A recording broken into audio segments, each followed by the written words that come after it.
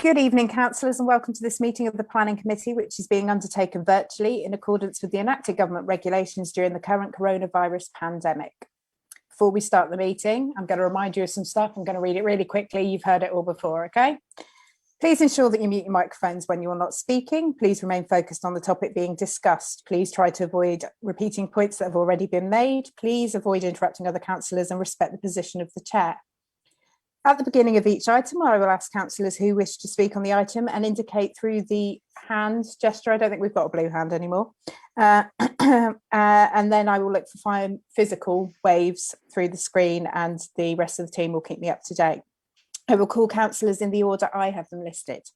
The method of voting will be by roll call to ensure clarity. Members, I will remind you of this when we get later in the meeting. Please remember that this meeting is being broadcast in the normal way via Facebook Live, and that the public can hear what is being said and decided on, and can see councillors as well. Please therefore take great care to prevent any background distractions, and should you need to step away from the camera, please switch off the video feed. With these matters in mind, can I ask Howard Bassett to do a roll call of councillors and officers to ascertain who is in attendance? Thank you, Chair. Could I ask the councillors who are in attendance to state that you are present when I call your name, please? Councillor Morse. Present. Thank you. Councillor Williams. Present. Thank you. Councillor Bialik. Present. Thank you. Councillor Branston. Present. Thank you. Councillor Fowle. Present. Thank you. Councillor Hannaford. Present. Thank you. Councillor Harvey. Present. Thank you. Councillor Mrs Henson. Yes, I'm present. Thank you. Councillor Mitchell. Michael Mitchell. Present. Thank you. Councillor Sparks. Present. Thank you. Councillor Sutton. Present. And Councillor Matt Vizard is here under standing orders, I believe. Present. Thank you, Councillor. And I may now ask the officers who are in attendance to state if you're present, please. City Development Consultant Jean Marshall. Present. Thank you. Assistant Service Lead City Development Roger Clotworthy. Present. Thank you. Principal Project Manager City Development Mike Higgins. Present. Project Manager Planning Lee Powell. Present. Thank you. Devon County Council's Highways Officer Brian Hensley. Present. Thank you. And also supported tonight by Mark Devon and myself, Howard Bassett from Democratic Services. Confirm we are quorate to proceed, Chair. Thank you very much, Howard. The next item on the agenda is apologies. Do we have any apologies? We have Councillor one. Alice Martin, Chair. Thank you. She may be late. I think she's working. And as you know, she's a new appointment to the committee. So she's been bounced a little bit. That may be part of the problem on this occasion. Thank you, Councillor Bialik. Thank you. The next item of business are the minutes of the planning meeting held on the 18th of January 2021. Are members happy to approve these minutes as a correct record of the proceedings? A show of hands will be sufficient. Aye. Is that okay? Thank you, Councillor Henson. Brilliant. Thanks very much, Howard. The next item on the agenda is item 3, declarations of interest. If any members have any disclosable pecuniary interests that relate to the business on the agenda and have not already been included in the register of interest, to declare them before any discussion takes place on this item. The next item of business is item 4, Local Government Access to Information, Act 1985, for the exclusion of the press and public, and there are no Part 2 items on this agenda. So we'll move on to the first item of real business. That would be land at Clifton Road, item 5. And can I ask Mike Higgins to present for us, please? Thank you, Chair. I will just share my screen a moment.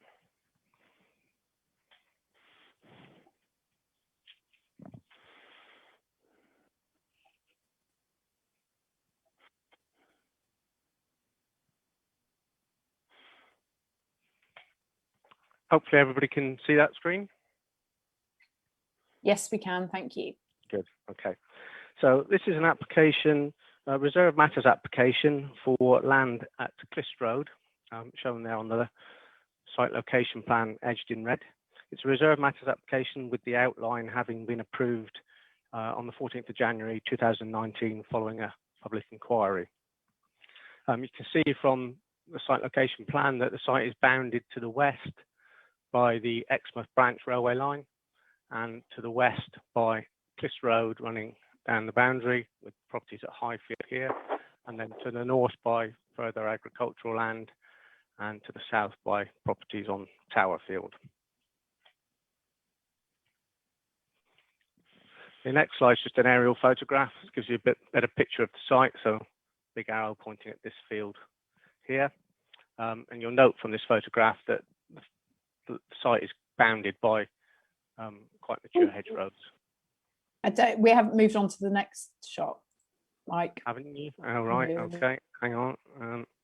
I can see it very small, but I can't see it very big. Right. What is that then? Is that better? Oh, that's better. Thank you. Good. Okay. I've got to remember to press that button to move on then. So next slide is the coloured site layout. Has that come up the right size for everybody? Yep, you've got it sorted now, Mike. Thank you. Good. Thank you. Okay, so this is the coloured site layout. So you'll see that there's an access point off Clifton Road into the northern part of the site here, and then an access down in the southern corner here. Both of these access points were agreed at the outline stage. So the means of access into the site was not a reserve matter. So when the inspector granted consent, he did grant consent for those access points. And you'll see from this coloured site plan that the hedgerows I referred to in the aerial photograph surrounding the site are all to be retained, apart from the points where they're broken through to make the access. Two areas of open space on the layout, one in the northern part here and another one in the southern part here. And this area of land in green where I'm hovering cursor now was also part of the outline application. It was for a care home, but that will be subject to a separate reserve matters application or any other application that the owners decide to submit in due course. So that isn't part of this application. Next slide shows the site layout again, but not a coloured version. This is to show that the main street running between the two access points has been designed as a tree-lined street. It's been designed to accommodate a bus route through the site in the future, should that become something that the operators decide is viable or wish to deliver. And on one side of this access road, there's a 3-metre wide combined foot-stroke cycle path, and on the other side of the road, there's a normal footpath only. And it's worth pointing out from this plan that as a bit of future-proofing, but without prejudging anything, this layout does provide the potential for a future vehicular access at this point into land to the north. And there's a potential for a pedestrian cycle connection at this point here, should land to the north ever come forward for development. So the next slide is various street scenes of the development. So the top one is stood on this main street looking back at the properties that will effectively back onto Clifton Road. The next one underneath is the other side of the road, so looking back towards the railway line at this street. And the third one is the properties along this street looking towards the railway line, and then again looking with your back to the railway line back into the site effectively on the bottom one.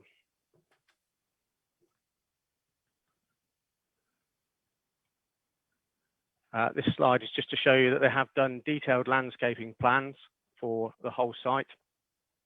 Each of these grids is a different detailed plan.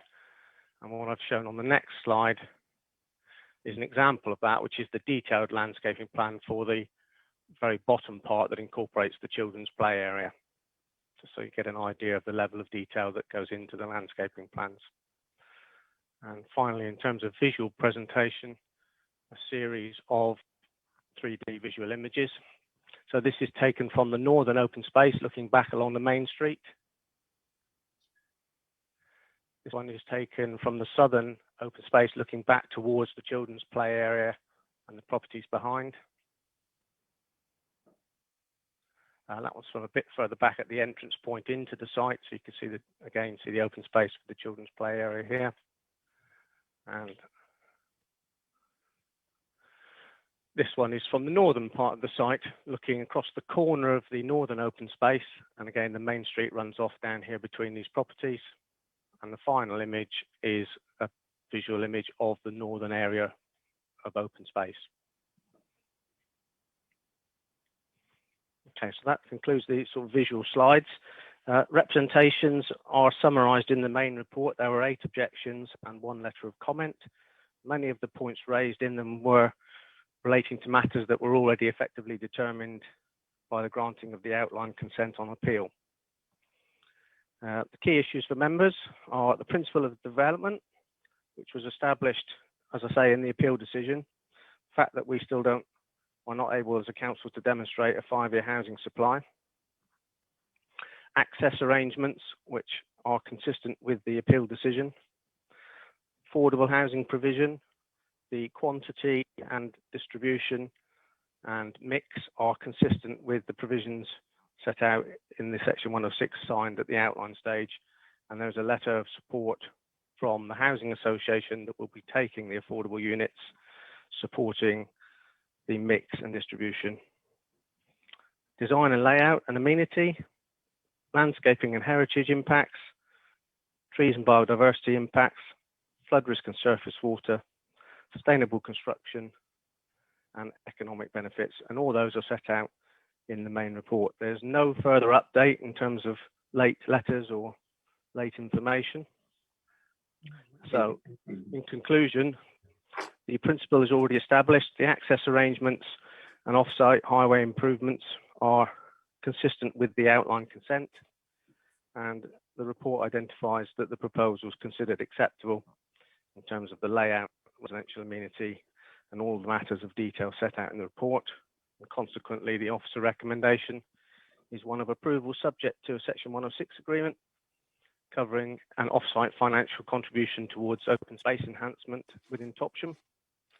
Conditions listed in the report, and then obviously the secondary recommendation of refusal should the legal agreement not be completed in the required time frame.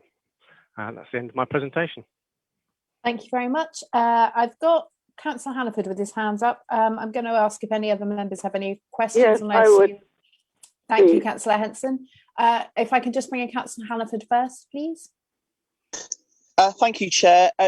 2 points of clarification. One is in regard to the pedestrian access to Topsham, and the reference in the report, I think it was from the inspector, saying that it was markedly inadequate. So if we could just have an update on that, please, to assure us. Secondly, I'm extremely pleased that we're getting potentially 54 affordable units. Have we had a bit more detail from the Housing Association as to how they're actually going to be allocated, as in, or developed, as in, you know, are they going to be 2-bed, a mixture, 3-bed, whatever? Thank you, Chair. If you just want to come back on that mic, and then we'll talk to Councillor Henson, please. Will do, yeah. In terms of the first question, the pedestrian access to Topsham, it's very complicated, but at the appeal stage, there was an indicative plan showing improvements to Clifton Road from the site right down to its junction with Denver Road. And there are conditions on the outline consent relating to that being completed through a section 278 agreement with the Highway Authority. The drawings don't form part of this application because that wasn't one of the reserved matters, but they have submitted drawings that are satisfactory in terms of being broadly in compliance with that, which do show improvements to the route from the site down to that junction with Denver Road. And the second question, I think, was on the affordable housing distribution or quantity, and whether the Housing Association were happy that we're taking them. I think on page 34 of the report, I've set out the mix, and the mix comprises 72% 1- and 2-bed dwellings, 24% 3-bed dwellings, and 4% 4-bed dwellings. That's the affordable housing percentages. Hopefully that answers the questions. Thank you. Councillor Henson. Thank you, Chair. I think the visual impact is most pleasing, particularly for my view. I think it does help us to make decisions. But can I touch on what Councillor Hannaford has said? And I know it's not. You've just mentioned what it is, but the impact on Clifton Road with cyclists and pedestrians, I felt we needed really at this stage to know a little bit more about how it's going to work, because Clifton Road is quite busy at times. Because I'm failing to say that it's a rat run, but it's not. It's a road that is used to cut a long way around, and I think it's taken as a shortcut, but not a rat run. But I feel that if we do not make sure that, in fact, that is right for cyclists, because you can be charging along on a bike and cross what is now going to be a different type of road coming in and coming out. I feel that if we don't get it right, there could be accidents waiting to happen. That's all I would like to say on that. Thank you, Chair. I don't know, Mike and Brian might want to come back on that, but also a quick explanation of what bits of this are relevant to this application rather than one we've already given consent for. Yeah. That would be quite helpful, I think. Okay. I mean, in terms of what you're considering today, the off-site improvements aren't part of the application that you're considering. They are the subject of conditions on the outline consent in terms of what's got to be done. And there will be separate discussions with the County Council, and Brian may want to clarify this, but in terms of the Section 278 highway agreement for those works, as I said in my presentation, we have seen drawings of the detail of those improvements. I haven't included them in my presentation because, as I say, they're not formally part of what you're being asked to consider today. I don't know whether Brian wants to add anything to that. Thank you for that, Mike. Not a lot I can add, really. It's far from ideal, but there are improvements over what's there at the moment. We will have a slightly widened footway all the way up to the site from Denver Road, and then we will then have the 3.5 metre cycle route through the site, and the option for cyclists and pedestrians to use the old bypass bit of road as well. So it's not ideal, but it's generally going to be better than what's there at the present time, albeit with additional housing, obviously. Thank you for that, Brian. Councillor Harvey? Yes, I'd just like to ask Mike if you can clarify who will be responsible for maintaining the open space, please. Councillor Harvey, you probably won't be surprised to say that it will be the similar approach to all the new housing developments that we're getting, in that it will all go into a management company. Thank you, Mike. Okay, if we've not got any more questions, I have a member of the public speaking on the application. Can I ask Jenny Mitter, who is speaking in support of the application, to speak, please? You have 3 minutes to speak on the item and you'll be advised when the 3 minutes are up. Thank you. Thank you. Thank you for the opportunity to speak this evening. I'm Jenny Mitter from Lichfields. I'm the agent for the application. I'm speaking on behalf of the applicant Taylor Wimpey. The officer report provides a very thorough summary of the application, including the planning history, which demonstrates that the principle of development has been established through the previous outline approval, which was secured via appeal by Waddington Park. As such, the application before you this evening is only seeking approval for those reserved matters of layout, scale, appearance and landscaping. In line with the outline permission, this development provides 155 dwellings ranging from 1-bedroom apartments to 5-bedroom houses. 35% of these will be affordable, which is the equivalent of 54 dwellings, which will be integrated and indistinguishable from the private housing. The scheme is also compliant in terms of parking provision and garden sizes. 0.79 hectares, which is the equivalent of 12% of the site area, will be provided as public open space, including a large equipped children's play area, which is an improvement above the 10% requirement. The key focus of the development in terms of layout is the attractive tree-lined avenue running north to south with large areas of public open space at the 2 access points. To reflect the site's position on the rural urban fringe, the greatest density of development will be concentrated to the west of the site, adjacent to the railway line, with lower density housing provided to the north and east. There is good separation between the proposed and existing dwellings along Highfield and Clifton Road, and existing boundary planting is retained and enhanced. Officers confirm that the relationship and impact of the development upon these existing properties is acceptable. A key matter discussed at the previous planning appeal was connectivity to Topsham. Taylor Wimpey therefore entered into detailed discussions with DCC's highways team regarding the options to improve the existing footway into Topsham. The agreed position is the provision of a continuous footpath ranging between 1.5 and 2.6 metres from the site entrance to Denver Road, other than a small pinch point of 1.2 metres by Highfield Farm. DCC considered the proposals acceptable and consistent with the outline. Regarding drainage, as explained by the officer, there remains further detailed information on drainage to be agreed. However, this relates to detailed design matters which require discharge under outline planning conditions 9 and 10. These matters will not impact the layout or this reserved matters application and do not preclude a decision being taken today. In terms of other benefits, the scheme will achieve a net gain in biodiversity and has been designed to reduce emissions by 19% over building regulations, including the provision of solar panels.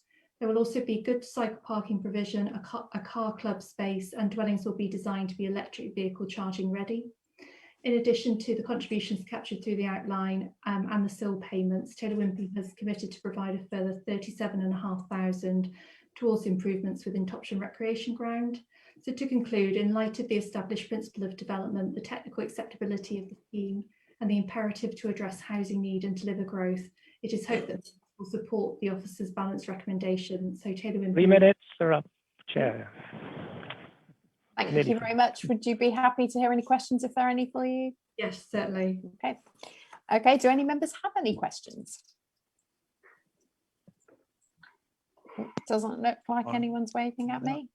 I can't see any hands raised, Chair. Okay, thank you very much for your time, Jenny. And now the application is opened up for debate by members. Are there any councillors who wish to speak to this item?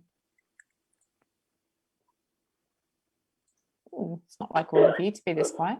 Oh, Councillor Hannaford, Chair. Thank you. Councillor Hannaford.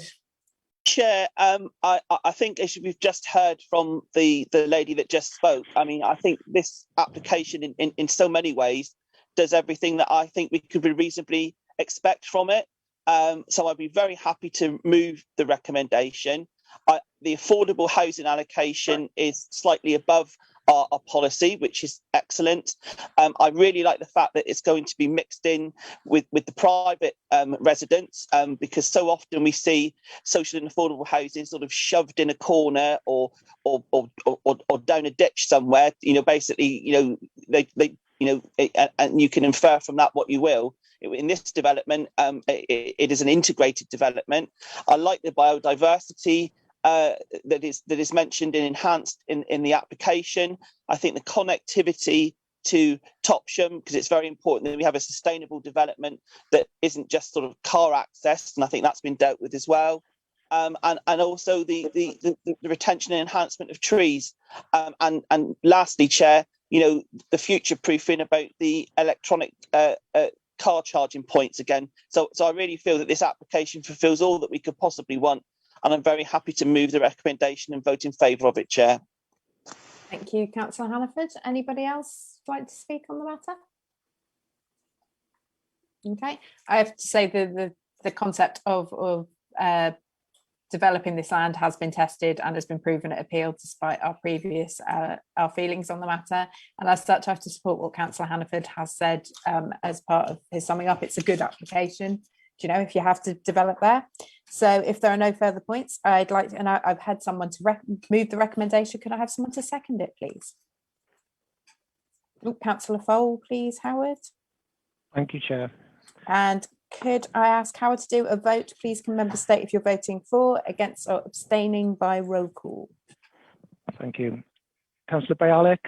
For. Councillor Branston. For. Councillor Fole. For. Councillor Hannaford. For. Thank you. Councillor Harvey. For. you. Councillor Mrs Henson. 4. Thank you. Councillor Michael Mitchell. 4. Councillor Sparks. 4. Thank you. Councillor Sutton. 4. Thank you. Councillor Williams. 4. Thank you. Councillor Morse. 4. Thank you, councillors. Confirm that is a unanimous decision. Thank you, Howard. Okay, then we'll move on to item 6, the Globe in Clifton Street, Exeter. Can I ask Lee Powell to make his presentation, please?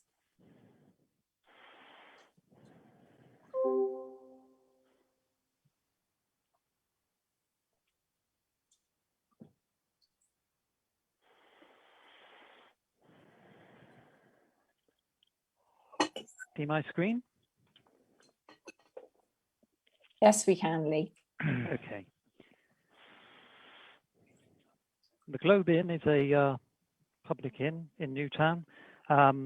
It closed in July 2019 after being in operation for around about 170 years, 180. It's on the corner of the junction between Albert Street and Clifton Road. The surrounding area is largely residential, although there are some commercial uses on Clifton Road. The building is not listed and not in a conservation area, although it is adjacent to the boundary of the Belmont Conservation Area, which takes in the row of listed buildings on Belmont Road to the east along here. The application seeks to change the use of the building from a public house to a children's home. The broad thrust of policies set out in the National Planning Policy Framework and the Council's development plan is to protect or guard against the loss of community facilities. The Council does not have a policy that specifically seeks to retain public houses. Instead, the development plan says that where one specific use comes to an end, it should be demonstrated that there is no demand for the premises to be used for an alternative community use before other potential uses should be considered. It is understood that the property was marketed widely as a public house, including 700 targeted mail shots to potential purchasers ranging from private pub owners to development investment groups. No offers were made that would guarantee the continued use of the pub, and this is supported by the informal inquiries made to the council during this period, most of which I took, which were all for residential conversions, and that period was broadly around sort of September, October 2019 until March 2020. Ultimately, whilst the loss of a meeting place for the local community is to be regretted, the council must make a determination on whether the submitted proposal is acceptable. Community facilities have a broad definition at both the national and the local level. Policy CP10 of our core strategy describes it as facilities that meet Exeter's community, social, health, welfare, education, spiritual, cultural, leisure and recreation needs. A children's home would play a role in meeting the community and welfare needs of the area, and therefore it would provide an alternative community facility. So the principle of the change of use is considered compliant with national and local policy. What is more, Devon County Council has confirmed that there is a need for additional children's homes in the area. The pandemic has made the need for additional places more urgent. Consequently, in granting permission for this scheme, the Council would be acting in line with Objectives 3 and 6 of the core strategy, which seek to provide all members of the community with a home that will meet their needs and provide community facilities that will improve quality of life and reduce social exclusion. The scheme proposes 3 floors of accommodation. On the upper floors, there would be 5 places for children aged between 8 and 16, 2 staff bedrooms, and some communal areas for dining and recreation. You can see there the communal area on the middle floor, media zone, dining area, lounge, with some bedrooms here. And on the upper floor, a kitchen and some more bedrooms and staff quarters here.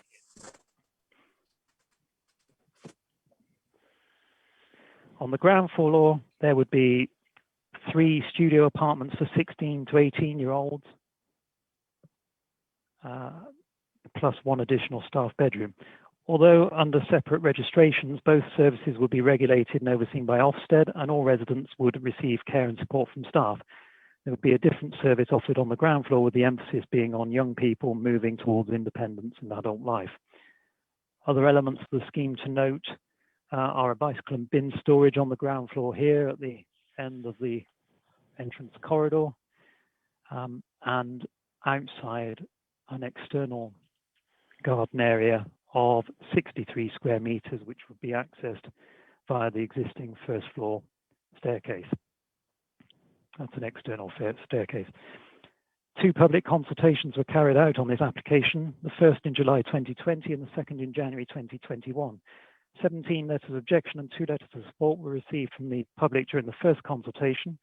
14 objections and 1 letter of support were received during the second. A detailed summary of the responses are contained in the report, but in addition to objections to the loss of the pub, the main themes running through the objections related to concerns over the impact on neighbouring residential properties in terms of noise, disturbance, potential antisocial and criminal behaviour and loss of privacy. Some objectors considered that staffing levels would be insufficient. Others expressed reservations about the welfare of the children, some concluding that given existing problems with crime and antisocial behaviour in the area, the proposed use was simply inappropriate. This latter point was also a concern initially expressed by Devon and Cornwall Police through its designing out crime officer. Back in July, he highlighted that out of 25 wards and beats in the Exeter area, Newtown was the 5th highest in respect of numbers of offences over the past 3 years. Burglaries, criminal damage and drug offences were all particularly high compared with beat ward averages across the city. He stated that the location of the children's home needed to be carefully considered and had to take into account the safety and protection of children living there and the wider community. In summary, he wanted to see that mitigation measures would be put in place to reduce the risk of crime and antisocial behaviour connected to the home. He identified missing persons as a particular problem for the police and wanted to see measures implemented to reduce this risk. The application has evolved somewhat since the summer of last year and further information has been submitted. In addition, I've spent time questioning the Children's Service at Devon County Council about how the system for children's homes operates in practice. In bringing all of these various strands together, I would now make the following points. Ofsted has now approved the home subject to planning permission being granted. As it will be regulated by Ofsted, it will be subject to regular inspections, including from an independent visitor. Ofsted inspections are intended not only to check that children's homes meet the legal requirements, but also to raise standards, drive improvements, and improve the outcomes for children and young people. It would be through these inspections that matters such as staffing levels would be reviewed. Each person placed at the home would have a social worker that would visit frequently, and placing authorities such as the Children's Service at Devon County Council would also be monitoring any home where its children are placed. Essentially, the system has a significant level of inspection and regulatory oversight, which would enable interventions to take place if the home was not being run well. As a regulated home, it would be expected to have procedures in place for handling complaints, and the applicant has confirmed this to be the case. All neighbouring residents will be given contact details to make complaints, and that contact can be made 24/7. In the event that the home cannot satisfactorily resolve the complaints, the matter can be escalated to Ofsted or the placing authority. Clearly, it may be appropriate to involve the police in certain circumstances, and similarly, if there are planning breaches to investigate, the local planning authority should be contacted. The designing out crime officer at Devon and Cornwall Police had given examples of the types of measures he would like to see implemented on site in a series of letters to the council. He also met the applicant on site in October to provide practical advice on how to improve security and safety. Amongst the measures suggested were an access control system at the entrances, a burglar alarm, the installation of CCTV, appropriate levels of lighting and physical deterrence to prevent easy escape from the home, such as appropriate planting and the lack of climbing aids. The applicant has undertaken to implement all the measures suggested by the police, and indeed some are already installed and implemented on site. The main compromise has been over CCTV because the courts would have to approve the installation of this inside the building, and Ofsted does not view its use favourably. As a result, CCTV has only been mounted on the side of the building overlooking the current car park area, which would at least record, for example, any escapes from the garden area. I think I do have a photograph showing it. It's up here.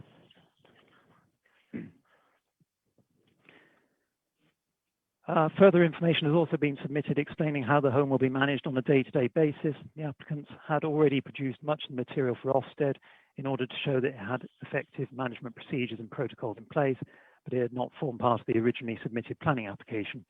The documents provided outline in detail many aspects of running the home, including admissions procedures, staff training and development, and how children will be looked after and developed, including safeguarding. One of the key documents for the police is the Missing Persons Protocol, which sets out procedures for dealing with missing persons, as well as strategies for deterring children from escaping in the first place through, for instance, building positive relationships and keeping children entertained and occupied. As a result of all this, the designing out crime officer at Devon and Cornwall Police, no longer objects to the scheme. In response, the council could still conclude that regardless of any mitigation or management measures, the principle of a children's home in an area where crime is above the average for Exeter is simply not acceptable.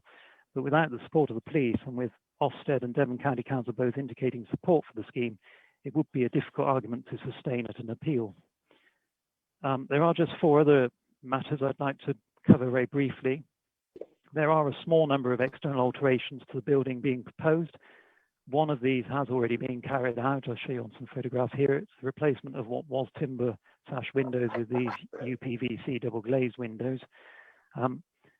There have been people locally who've objected to this, and they are right to say that plastic windows are not in keeping with a building of this age. The council would similarly prefer to have retained the timber windows wherever possible, but it must be noted that the building is not listed and not in a conservation area. And if we apply the heritage test set out in the National Planning Policy Framework, that says authorities must balance any heritage harm against the public benefits of the scheme. Given the heritage harm is relatively limited, but the public benefits are significant in terms of meeting a need for children requiring care, it is concluded that it would be difficult to justify refusing consent on these grounds.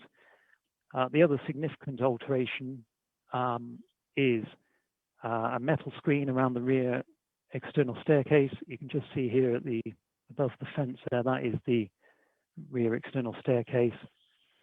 And the proposal is to put this cover over it, this screen. It's a metal.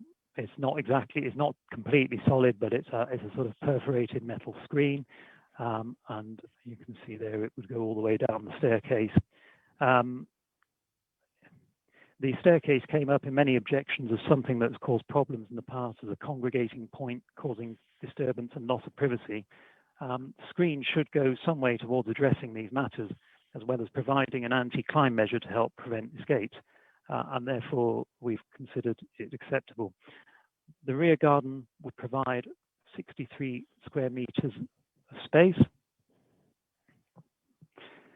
The consultation responses contained a mix of comments about the garden being insufficient in size or that it should be removed altogether to prevent disturbance to neighbouring occupiers. The council has no minimum garden space standards for children's homes in the development plan. However, with any form of residential use, the council would normally want to see some provision of external amenity space.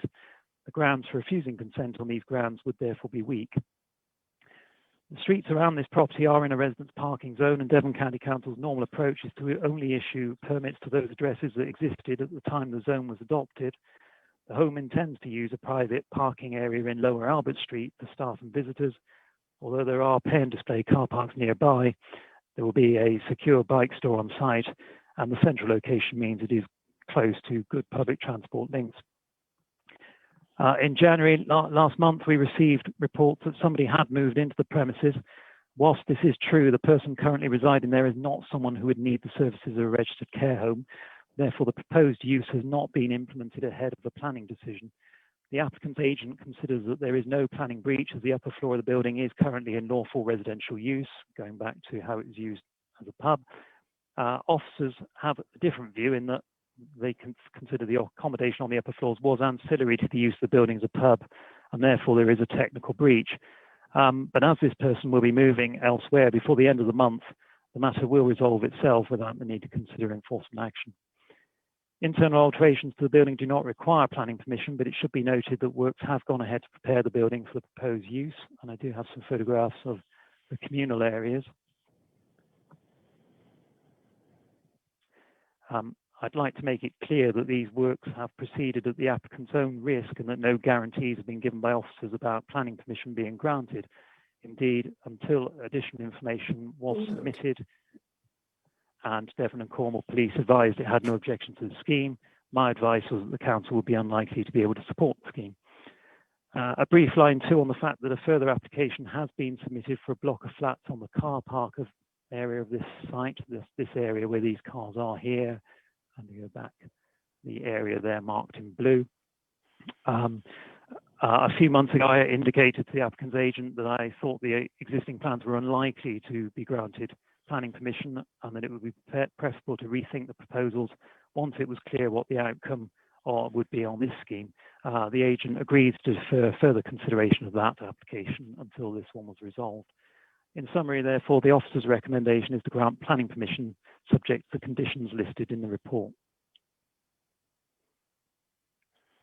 Thank you very much, Lee. Do any members of the Planning Committee have any questions for clarification? Can't see you all, so I'm just walking through. If waving at me. Doesn't look like anybody is at the moment. In which case, Councillor Vizard has requested to speak under Standing Order 44. You have no time limit, but please do remember our time is wonderful and we don't want it wasted.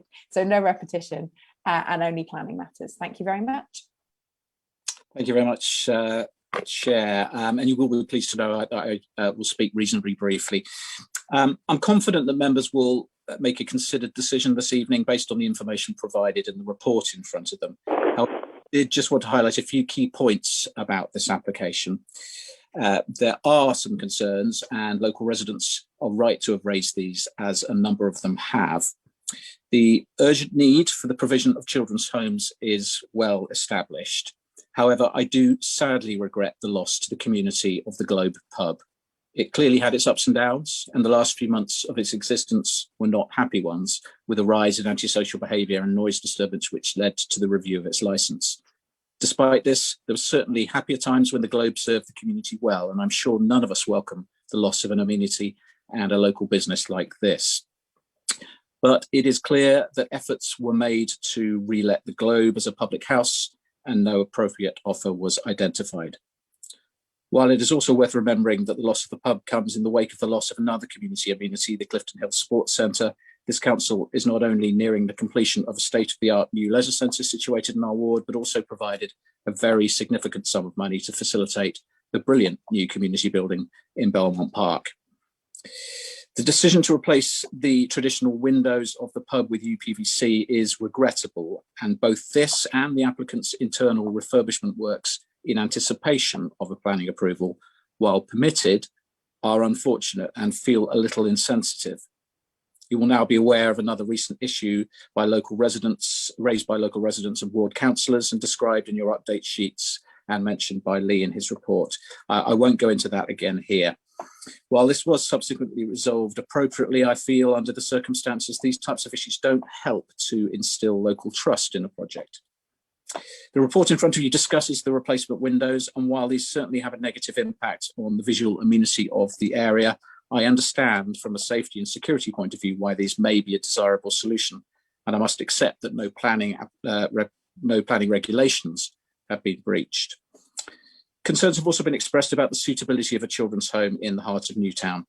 There are justifiable worries about the potential for attracting antisocial behaviour, which is already a significant and pernicious problem in the area. And in particular, I do understand concerns for the would-be residents, children with complex backgrounds and vulnerabilities.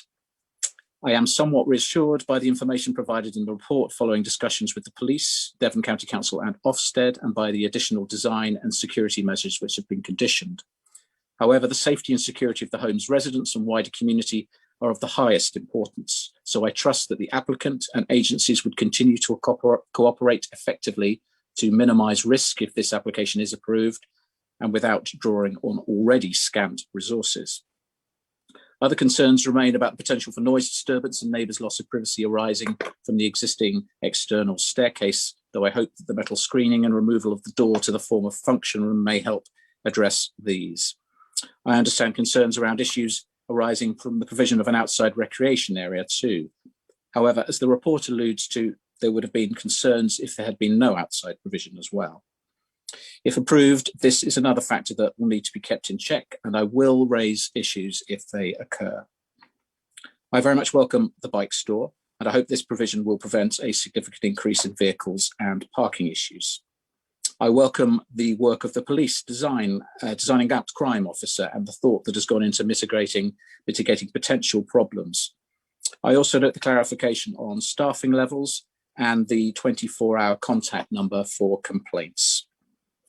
I'd like to thank Lee Powell for his detailed work with the applicants and other agencies and his responsiveness to ward councillors' recent concerns. I think this is a very much improved application from where it originally was.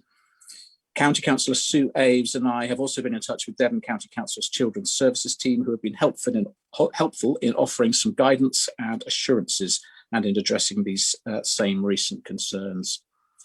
If you decide to approve the application tonight, let me take this opportunity to assure residents that I will monitor things closely, will make early contact with the owners and ensure that ward councillors remain in touch with all parties so that if issues arise either for residents of the home or for neighbours, we have good lines of communication to address these. As I have said, I fully understand people's anxieties, which are already heightened due to the pandemic. I think local concerns and objections have been expressed genuinely and constructively, as they always are in our very tolerant and inclusive community. However, I am conscious of the limits on you under existing planning law and what you can and cannot consider, and it is difficult to make planning decisions based on what might happen and on worst case scenarios. Thank you for your time and for taking into consideration some of the concerns that have been expressed locally. Thank you, Chair. Thank you very much, Councillor Vizard. I have a member of the public. Oh no, just a minute. Does anyone have any questions? Can't see any hands up or anybody waving. I'm just scanning through as well, Chair. Yeah. I can't see any either. Sorry, you're in a very long row rather than gallery screen for me, which is not particularly helpful. In which case, I have a member of the public speaking who is against the application. Can I ask Jane Roby to speak? I'm afraid you only have the 3 minutes and someone will notify you when your time is up. Well, 3 minutes is insufficient time to comment on the Council's 24-page report. And in summary, our impression is that all the arguments raised are countered by arguments that justify approving the application. The change of use does not benefit the Newtown residents, who will lose a community amenity. The changes already made to the windows are just accepted, even though permission wasn't granted, and they reduce the need to maintain an area adjoining a conservation area. The council say, aside from the privacy matter, this is the most important aspect. As I speak, there are people living there, as you know, and the residents of Albert Street have already experienced the sight of naked forms in the newly located bathroom. As for the rear, it's an eyesore and none of the police design out recommendations have been implemented. It's more like a disused railway siding. The proposed screen to the stairs as a metal structure is more in line with a young offenders unit. And why can't access to the rear be made through the ground floor, only using the fire escape for its intended purpose? This would reduce the impact on us. And then there's the well-documented noise problems. They're all set to return. Additionally, about the size of the self-contained studio apartments, 25 square metres is similar to that of a cell. The 3 self-contained units have no reception or concierge to support the young people and prevent access by unwanted visitors or manage unreasonable behaviour. And the most serious area of concern is security, safety and management. This is a high crime area. The police have told you that. There appears to be no consideration given to the suitability of the Globe as a location for a children's home. It's irrelevant what the developers have said. Government said it cannot be right that a children's home can be recommended for planning permission in an area that is clearly unsuitable for vulnerable children. That was in 2013. With that in mind, how has the committee satisfied itself that this is a suitable area and will not increase the risks for residents of the home and us? In speaking today, we as residents all feel that the actions taken by the purchaser have all led cynically to the position where the planning committee is saying, oh, well, it's been done now, let's justify why we agree to the change of use. By separating planning from registration, management, care quality standards, environmental health, each area of concern that we have raised has been dismissed as not relevant to planning, whereas a decision of this magnitude should be considered in the round for everyone concerned. The upshot will be that we residents will have to bear the burden of this change and be forever told by a department that we are talking to the wrong department when issues arise, or leaving messages on an absent manager's phone. Thank you. Thank you very much. Would you mind if anyone had any questions for you? No, not at all. Okay, in which case, Councillor Hannaford, you've got your hand up. Is that a question for the speaker? Thank you, Chair. Yes, this is a question for the Speaker. Clearly, there are issues about antisocial behaviour and drug activity in the area, particularly around Belmont Park, etc. So, what assurances and what has formed your opinion about the fact that apparently there's going to be no sort of security on the access in and out of the building? Your references to a no concierge area, etc. As a regulated home, I would have thought that there would have been security in place to manage that access. Thank you, Chair. The plan shows that there are 3 independent accommodations in the ground floor with independent access, and that there is no on-site staff for the ground floor at all. So obviously, you know, they're young people, they will come and go as they please. That's the intention. They're being supported to become independent, but equally they will become a magnet for other kids in the area, and there'll be no supervision of that. You only have to go to the local shop. On Friday evening at about 8 o'clock, there were at least 15 to 20 people in the shop, despite the lockdown, all going to the cash machine to get their money to go and buy their drugs. It's a problem here. It's not just the shop, and Belmont Park comes and goes, the police clear it out, they move away for a bit and then they come back again. I mean, I know drug abuse is a problem everywhere. I think it's only going to increase. Thank you. Does anybody else have any questions? Sorry, I'm going through the list again just to see if there's anyone missing. Can't see any other hands raised, Chair. In that case, thank you very much for coming and speaking. You're welcome to disappear into the background and watch with your volume off if you'd like to for the rest of the debate, or you can go away and watch it on Facebook if you'd prefer. Thank you. Thank you. Right, let's see where I am. And then I have Chris Reardon, who is speaking in support of the application to speak. You also have 3 minutes to speak on the item, and you'll be advised when the 3 minutes are up. Thank you.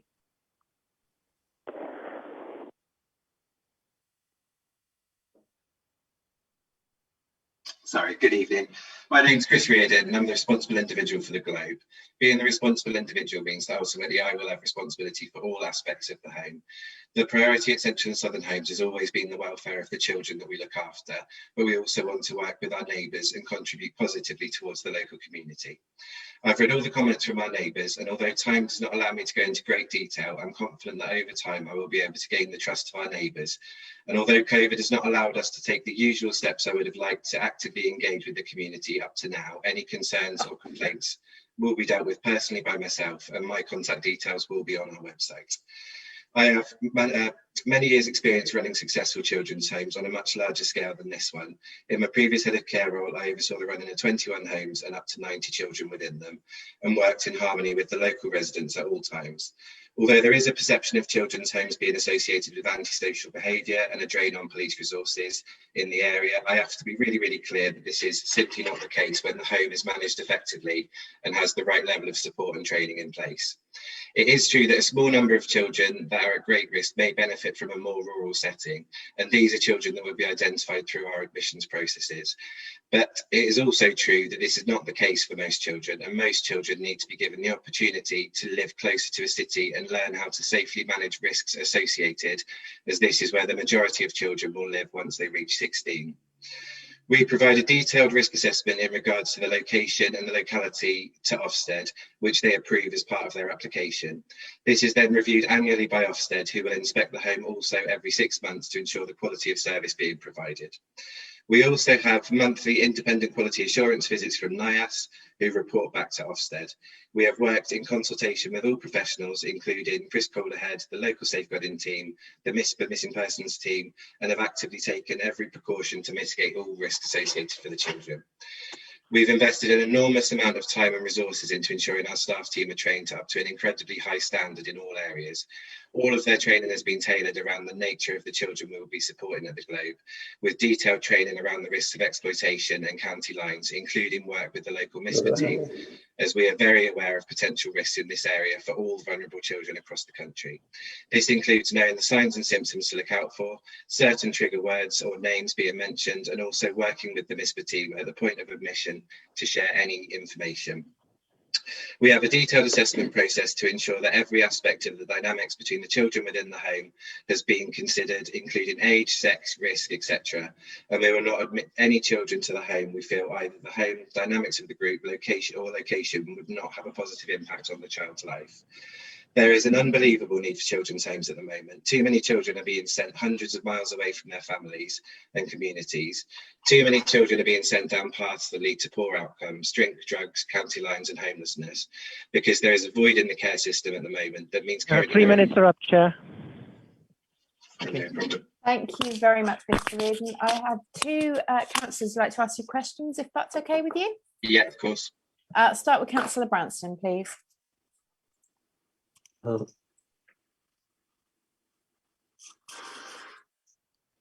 Hello.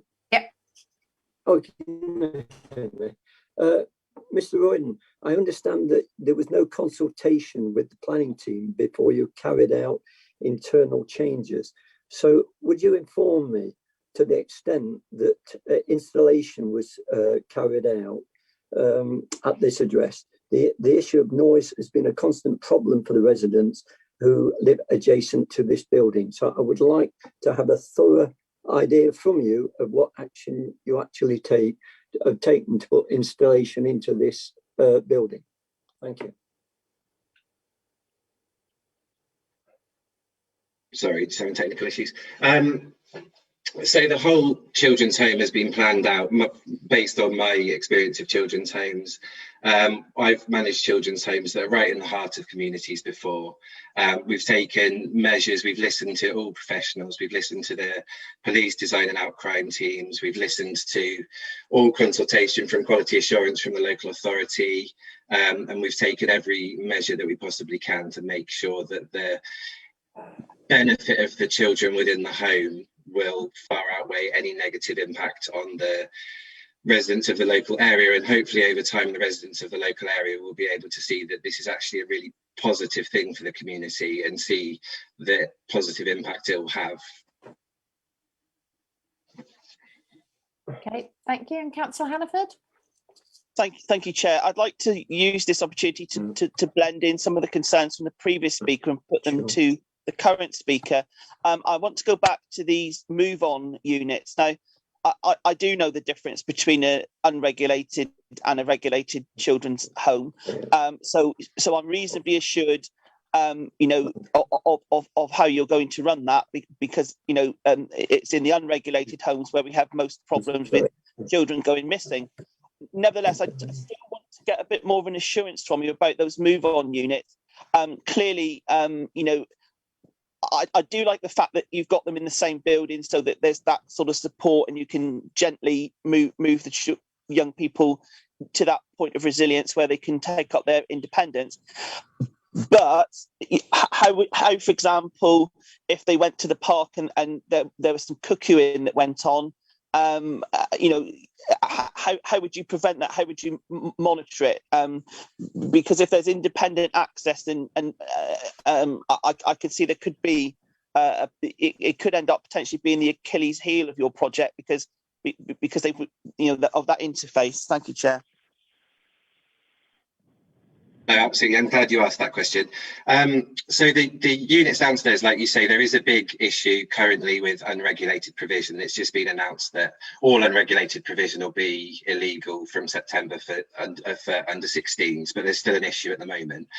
The flats downstairs will be regulated by Ofsted, so we've still got to go through the application for the downstairs accommodation with Ofsted, and obviously as part of that will be a detailed risk assessment outlining all of these things. But I think there's been slight misunderstanding, as the flats downstairs will also be supervised, and that will be separate to the accommodation upstairs. The flats downstairs will all have support ratio allocated to the young people that are in there based on the assessed needs of the young people.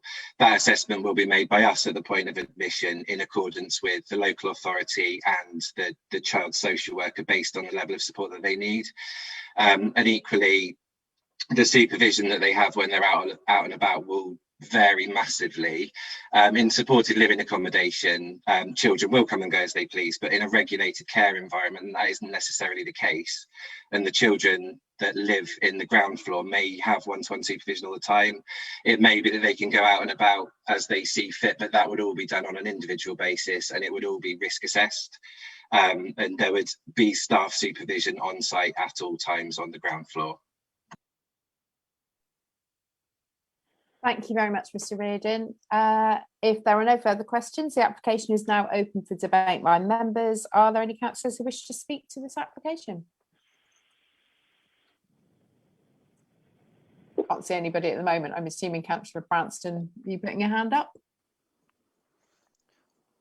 Councillor Sutton, Chair. Yeah, we'll start with Councillor Branston, I think, who's unmuting himself now, and then Councillor Sutton, then Councillor Hand. Hello. Sorry, can you speak, mate? Can you hear me? We can hear you. Don't worry, Richard. Yeah, thank you. The issue, one of the main issues raised by the residents adjacent to this application are not without their merit. I share their concerns that it is extremely important that the vulnerable children should reside in a safe and secure location. There is no doubt about the daily drug dealing in the adjacent Belmont Park and the narrow alleyways on Clifton Road and Albert Street. I raised this issue on the 13th of January at the meeting with the police. The response was that drug dealing in Newtown was actually no more prevalent than other wards in the city. I was certainly not completely or at all convinced by this response. Nevertheless, I do understand and appreciate that they have limited resources to deal with the extensive country line drug dealing. Without doubt, the main reason for the Globe was originally forced to close themselves because of constant late night noise, and some members may actually recall John Lloyd, who was one of the Belmont Road residents who moved out of this neighbourhood. If this application is granted, it is vital that at least installation in secondary windows are provided, and that at all times, including at night, a point of contact is available. If these two conditions are included, then I might support this application. But I doubt it after hearing Mr. Alden's response, because he did not actually give any details about what improvements is made to include installation, which is the vital area for these residents. They put up with these problems for something like 20 odd years. Off and on, we've had some good people who've run the pub, but that has not been the case latterly. So I leave it there, Chair. Thank you. Okay, thank you, Councillor Branston, Councillor Sutton, then Councillor Hannaford.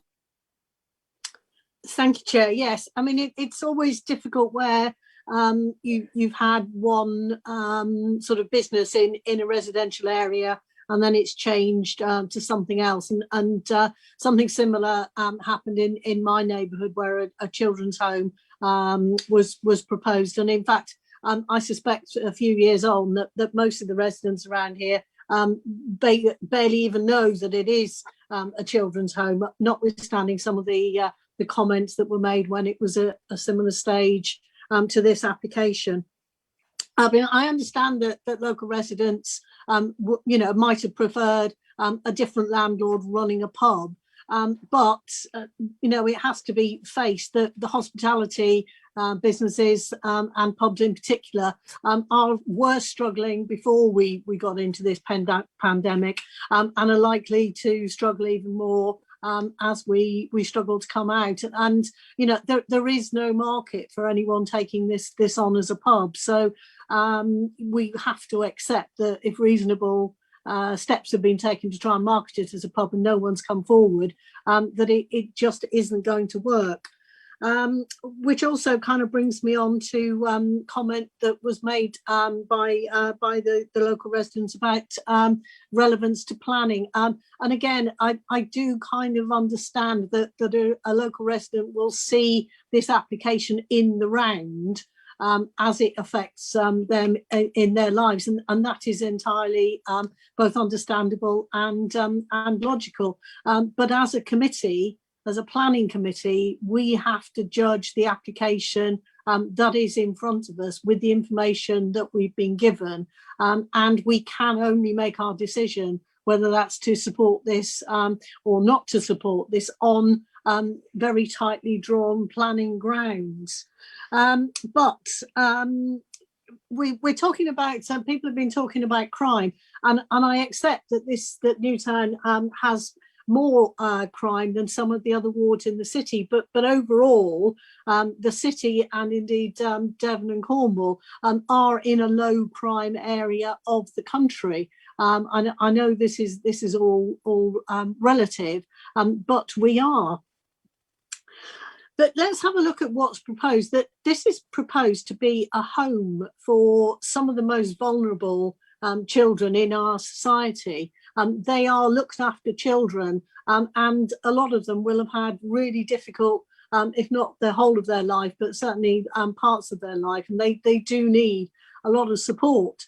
And what I'm hearing from the applicant is that the strategies and the staff are in place to provide that support. But these children and young people actually deserve an opportunity as well. If they're going to be able to grow into responsible members of our community, we've got to actually look after them in our community, and we can't kind of plonk them, out somewhere, far away from everyone and everywhere, and then expect them when they actually come out of care and they reach adulthood to actually be able to cope living in societies in the city that we have. And I really was genuinely shocked in the report to hear that 71 of 120 children were placed outside of the county in between 2018 and 2019 because of a lack of places. I mean, that's just awful. I mean, we can't be shipping our kids across the country.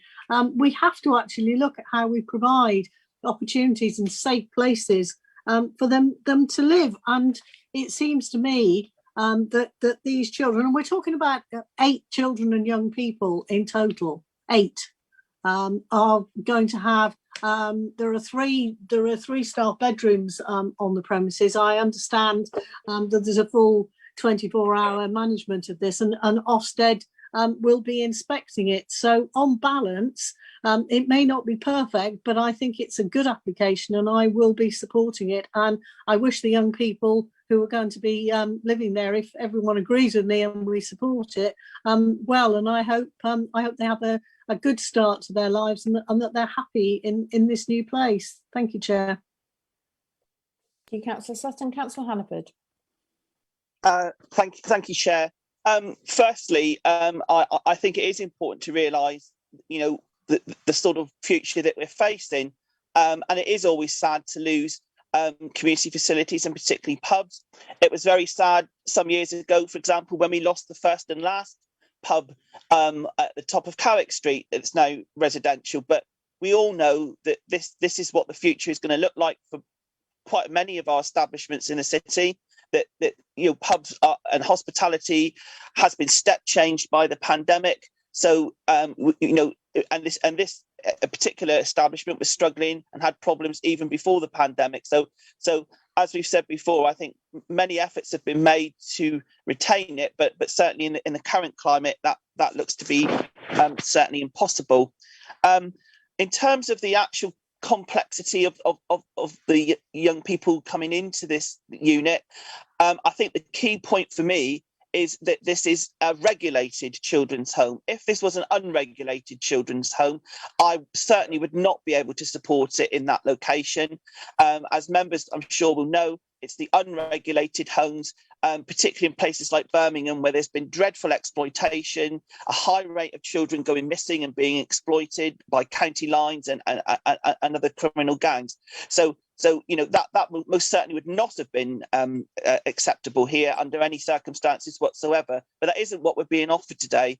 I think we're being offered a highly regulated model, and I think we have had some assurances, even with the move on accommodation, that there will be support. It is on-site support. There will that tricky balance between the individual rights of the children, but also giving them the protection that they need. And just perhaps as a way of assurance to some of the local members, and indeed some of the local residents, I think not so long ago, for example, in my ward, literally just around the corner from me, we had a new pupil referral unit that was set up. We have several special schools in St Thomas, and we have a huge amount of move-on accommodation and supported accommodation, Alphington Street, Queen's Road, Oakhampton Road, etc. And most of that actually doesn't cause problems within the community. It ticks along well. And I hope that this new unit, if we grant the planning application today, Chair, I agree with Councillor Sutton. Let's hope it's a success, and it gives some support and hopefully independence for these young people. I think you can look at this two ways. You can look at it from the antisocial behaviour and the drugs in the park and in the city centre, etc. You can look at it through that prism. But you can also look at it from a different prism in terms of, you know, it's near cinemas, a new leisure centre. We've got an award-winning Exeter College. It's all within walking distance of this area. So, you know, I would hopefully say that, you know, we can look at it in a positive light, that these young people, these children will come to Exeter. They will get the support they need, and they can move on and thrive and go to Exeter College or even Exeter University and get good jobs and get their lives back on track. So I think this unit will help with that. In terms of the young people and children being put out of Devon, it is a high figure, although we do need to understand within that some have to be moved out for their own safety and they need the distance. But that's not to say that there isn't a desperate need for this facility here. So let's hopefully move forward. The issue of the windows I find a bit troubling, because at the end of the day, you know, this is now being moved over to residential accommodation, and I think it's of paramount importance that those windows are safe for the children, the young people that are there. I would hate for something to go amiss and then it wasn't you know, a secure window and something could happen, like an accident or an injury should occur. So for me, the issue of safety of the children, the young people, comes first. So let's move forward with confidence on this. I hope it's a success, and it has my full support, Chair. Thank you. Thank you, Councillor Hannaford. I've got Councillor Bialik and then Councillor Williams. Thank you, Chair. I'll try not to repeat anything that's gone. The issues that I would like to see us try to incorporate are those raised by Councillor Branson. I don't think they're unreasonable what he's asking. The concerns raised by Councillor Vizard, and because I have detected from Jane Roby, you know, some concern, and we just cannot dismiss that. We just cannot dismiss that. However, you know, we want our children to be fully rounded in society and not to be institutionalized. And so therefore, by making them feel part of a community, hopefully, that is what we would want to do.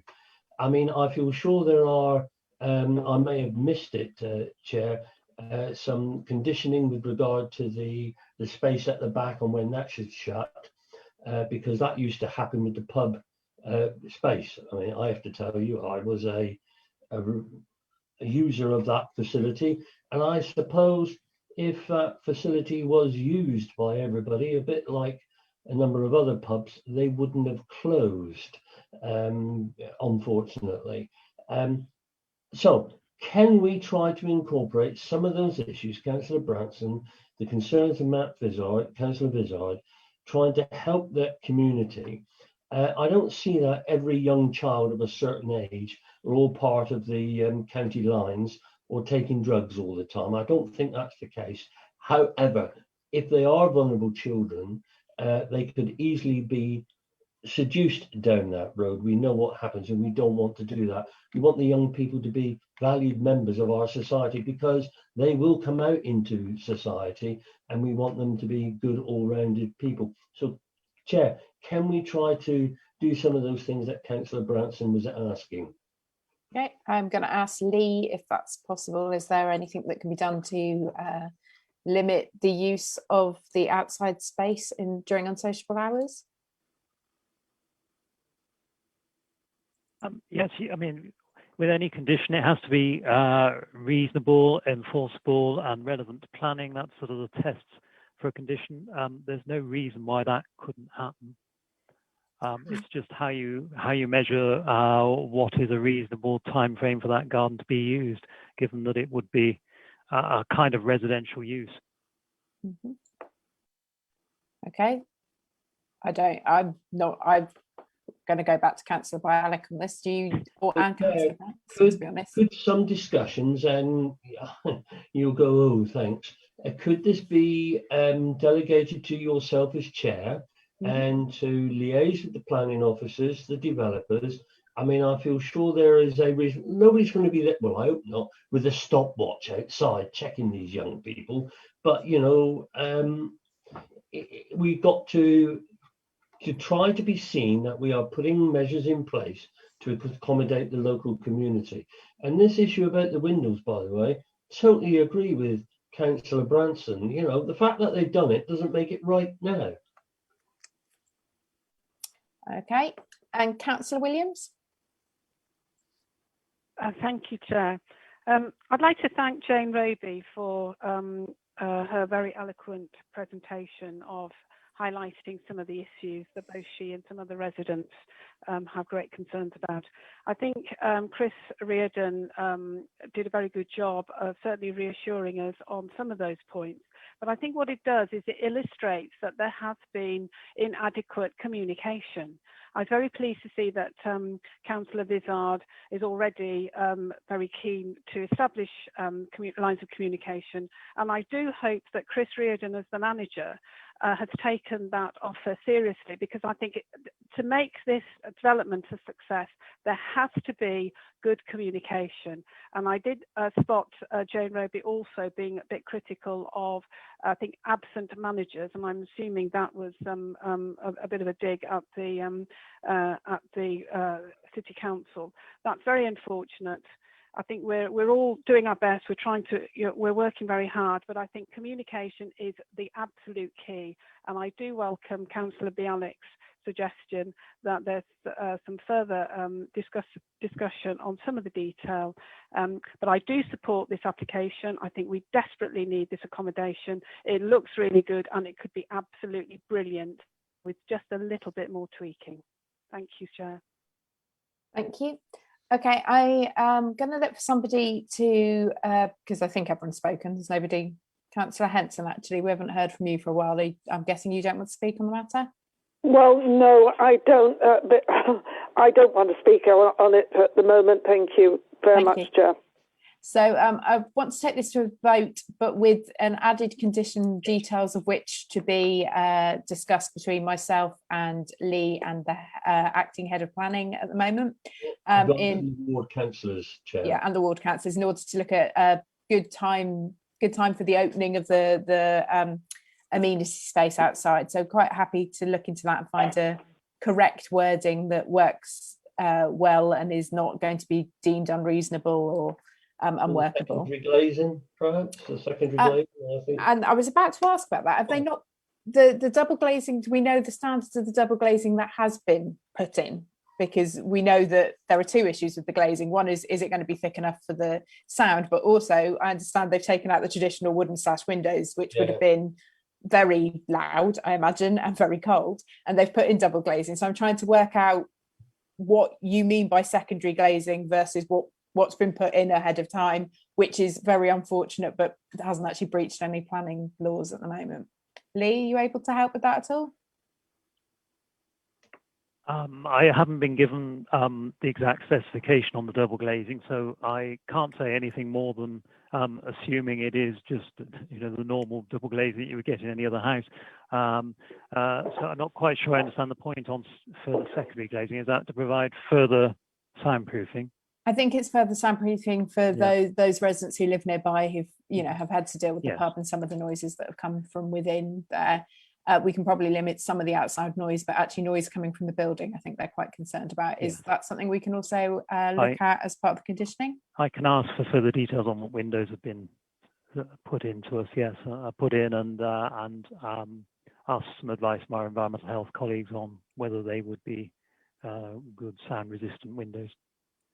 So I'm going to look to Howard as well, because we're fiddling with these conditions a little bit.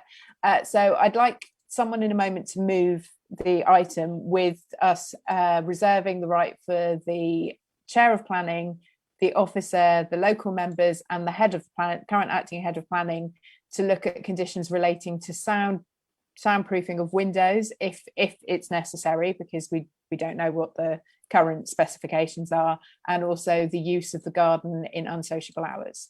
Is that okay, Howard? That, Chair. Thank you, Chair. That's clear, yes. Brilliant. Thank you very much. In which case, would somebody like to move that recommendation for me, please?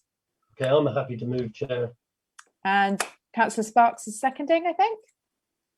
Yes, I will second. Thank you. Brilliant. In that case, Howard, can you take it to a vote, please?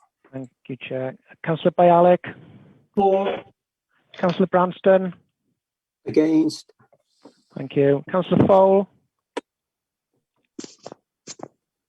For. Thank you. Councillor Hannaford? For. Thank you. Councillor Harvey? For. Thank you. Councillor Mrs Henson? Abstain. Thank you. Councillor Michael Mitchell? For as amended. Thank you. Councillor Sparks? Yes, for.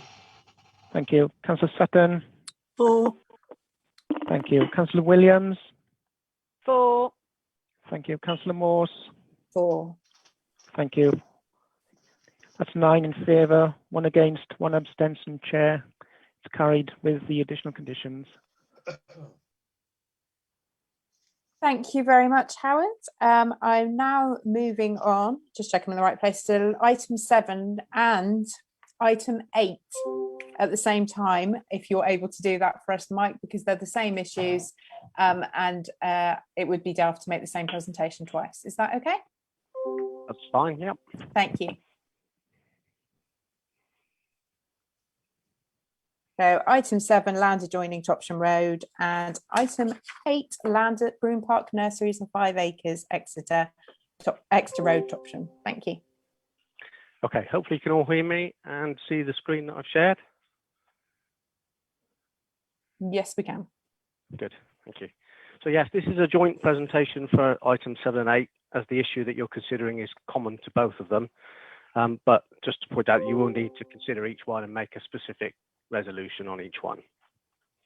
So members might well recall considering both of these applications, in fact, at Planning Committee on the 12th of October.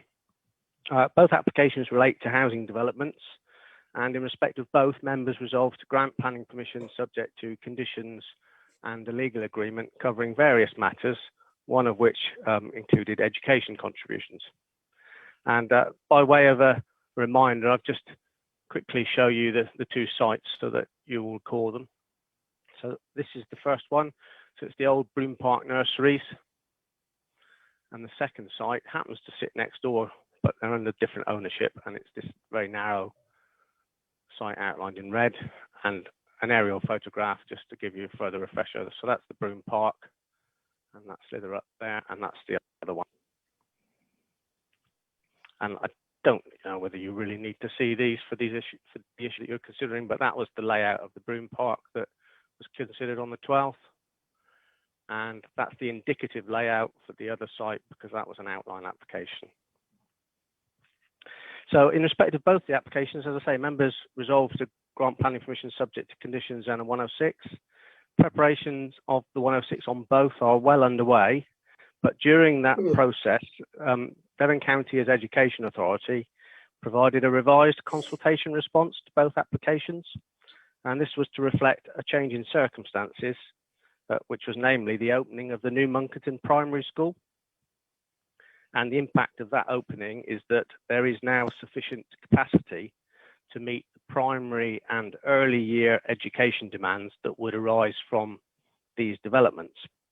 So consequently, the county have advised that they now no longer require the previously requested contributions towards primary and early years education, which just leaves secondary education contributions for each scheme. So in summary, there's been no new representations on any issues since the applications were previously considered in October. There's no update in terms of late letters or anything like that. And the key issues are that you're not being asked to reconsider the schemes in their entirety, but purely to amend the resolution to reflect the fact that the previous resolution specifically referred to each contribution for each age group. And so we need to amend it so that it only mentions secondary education. And doing so will make sure that the contributions that we're seeking are necessary to make those developments acceptable and fairly and reasonably related to them, and hence in accordance with the regulations that govern Section 106 contributions. So the recommendation for both of them is that members approve that amendment to their previous resolution, and also that there's still the stopgap of the secondary recommendation for each one of refusal should those legal agreements not be completed. But as I say, they are at quite an advanced stage. That's it. Thank you very much, Mike. So as I understand this, because I challenged it a bit, we can't make if we make a resolution, officers can't undo the resolution. Devon County Council have decided they'd like less money, and as such, we have to resolve to allow them to do that. So does anyone have any questions for Mike? I heard you right, Chair. They want less money. Correct. They already have a primary school. They don't need any more at the moment. This may change, but as I understand it, they've looked at what they were asking. They've provided what they needed, and therefore further housing going forward at this present time doesn't need to contribute to primary and early years. Thank you. Okay. Anybody else with any questions? There are no public speakers on this one either. So if there are no further points and nobody would like to debate this, can I take it to a vote? Agreed. So first of all, I'm going to have to do them separately because we have to do it separately. So land adjoining Exeter Road, Topsham. We just maybe move and seconded, please. Yep, I was about to do that. Yep, thank you. Told off by Howard. Someone would like to move and second the recommendation for me on number 7. That's Councillor Branston recommending and Councillor Sutton seconding. Thank you. Fine. Go to the vote. Councillor Bialik. 4. Councillor Branston. 4. Councillor Fole. 4. Councillor Hannaford. 4. Councillor Harvey. 4. Councillor Mrs Henson. 4. Councillor Michael Mitchell. 4. Councillor Sparks. 4. Councillor Sutton. 4. Councillor Williams. 4. Councillor Morse. 4. Thank you, councillors. That is unanimous. Okay, item 8, land at Broad Park Nurseries and 5 acres Exeter Road, Topsham. Could I get a proposer and a seconder for that recommendation, please? Councillor Sparks is recommending and Councillor Williams is seconded. And if we could go to the vote, Howard. Thank you, Chair. Councillor Bialik. 4. Councillor Branston. Thank you, I can see you. Councillor Branston. Thank you. Councillor Fole. 4. Councillor Hannaford. 4. Councillor Harvey. 4. Councillor Mrs Henson. 4. Councillor Michael Mitchell. 4. Councillor Sparks. 4. Councillor Sutton. 4. Councillor Williams. 4. Councillor Morse. 4. Thank you, councillors. That is also unanimous. Brilliant. Thank you very much. Moving on to item 9, the list of delegated decisions. Roger Clotworthy to present these, please. Thank you, Chair. I have not been notified of any questions, so it's just asking members to note that one. Thank you. Thank you very much, Roger. And that brings us to item 10, which is the appeals report. Roger, can I ask you to present that one again, please? Yeah, just one decision this time, which members are asked to note. It's one that we've won, I'm pleased to say. There's also mentions 2 new appeals that we've received. That's it, just for members to note. Thank you. Thank you very much, Roger. In which case, that concludes the meeting and brings it formally to a close. I'd like to thank you all officers and all speakers who've come along, and we'll see you all again soon. Thank you, Emma. Thank you. Thank you. Bye. Thank you, everybody. Thank you. Good night, all.